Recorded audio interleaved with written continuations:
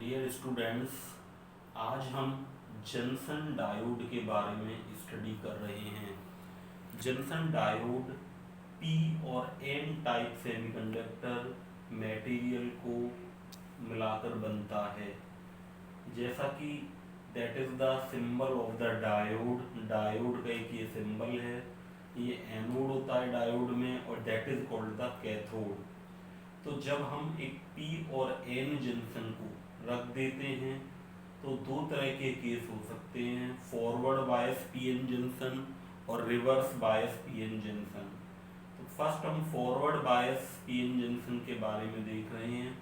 तो forward bias PN junction के case में जैसा कि दिखाया हुआ है, पी टाइप और एन टाइप मटेरियल को जब हम साइड बाई साइड रख देते हैं, हम जानते हैं कि पी टाइप मटेरियल में होल्स ज़्यादा होते हैं जबकि एन टाइप मटेरियल में इलेक्ट्रॉन्स ज़्यादा होते हैं। जब हम बैटरी का पॉजिटिव टर्मिनल पी टाइप से और नेगेटिव टर्मिनल एन टाइप से कनेक्ट कर देते हैं तो रिपल्सन की वजह से पॉजिटिव जो चार्ज यहाँ पर बैटरी पर है और यहाँ होल्स भी पॉजिटिव होते हैं, तो ये इनको यहाँ पर धकेल देगा, भेजेगा, सेंड करेगा।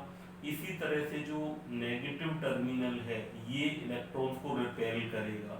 तो इसकी वजह से जो ये बैरियर पोटेंशियल डिप्लेशन लेयर जिसको बोलते हैं दोनों जंक्शंस के बीच में, ये एक तरह से खत्म हो जाती है, नेग्लिजिबल हो जाती है और होल्स और इलेक्ट्रॉन्स के फ्लो की वजह से इस सर्किट में करंट है वो फ्लो होता है।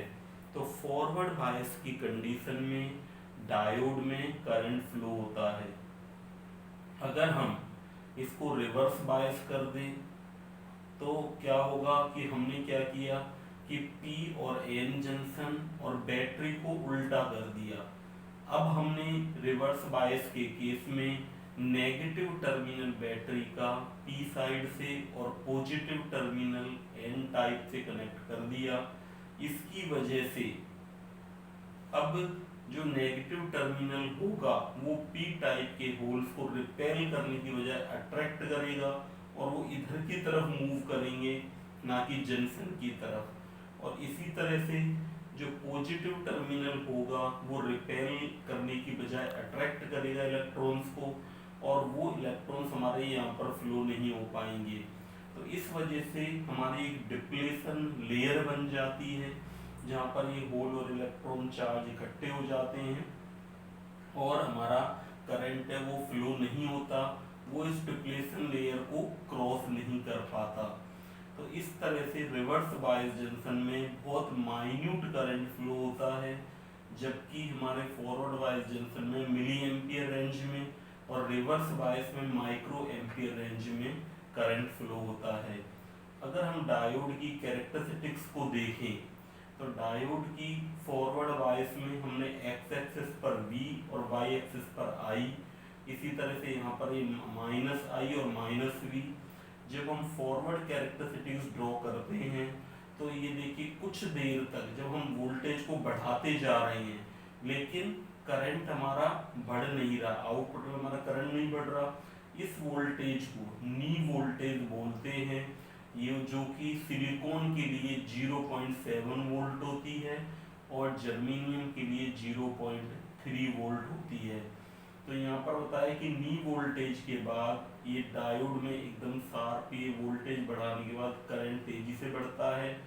इसी तरह से रिवर्स बायस की कंडीशन में जब हम वोल्टेज को बढ़ाते जाते हैं तो देखिए बहुत कम करंट फ्लो हो रहा है। यहाँ पर हमने वोल्टेज को यहाँ से यहाँ तक बढ़ा दिया लेकिन करंट बहुत कम फ्लो हो रहा है, लेकिन एक सर्टेन लेवल आने के बाद तेजी से करंट फ्लो होने लगता है जिसको कि ब्रेकडाउन की कंडीशन बोलते हैं।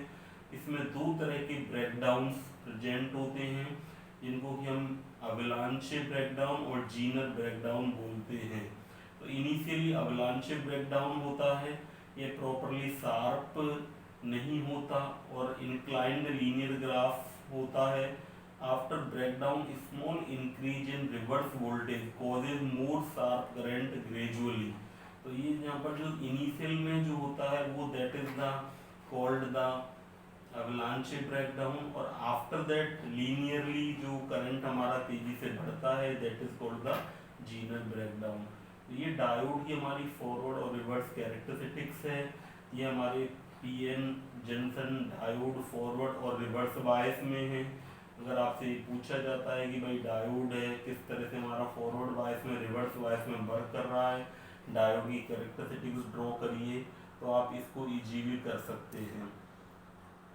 Thank you.